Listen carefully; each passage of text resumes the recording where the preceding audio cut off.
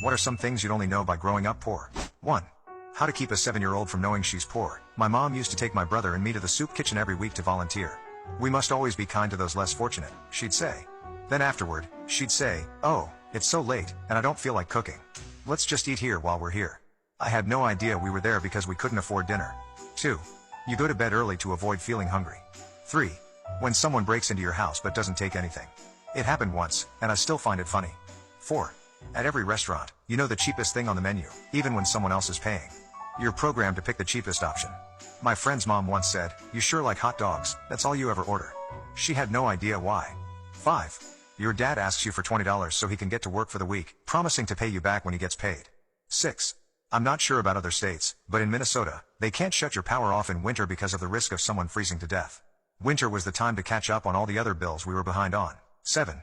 The first part of my childhood, I'd come home from school to an empty house. I never knew if I'd see my parents that night. There were no cell phones back then, and I was always anxious about what would happen if they did show up. So, I started walking to the library every day after school and staying until it closed just to avoid the anxiety. One of the librarians noticed me and took a liking to me. I think she saw something of herself in me. Gradually, we got to know each other. I noticed more books and my favorite genre started appearing on the shelves. One night, I went to McDonald's after the library closed. I was a quarter short for a hamburger, and she saw me asking people for change. Embarrassed, I tried to hide from her after that. Instead of leaving me alone, she started looking out for me. For over a year, she'd drop off chips, granola bars, or soda at my desk in the library.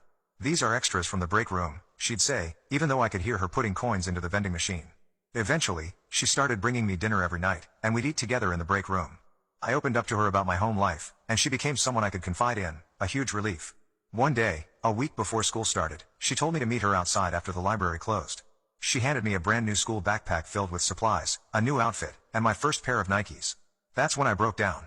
This single librarian, living off a modest income, had supported me for 3 years. She was more of a friend than I had ever known.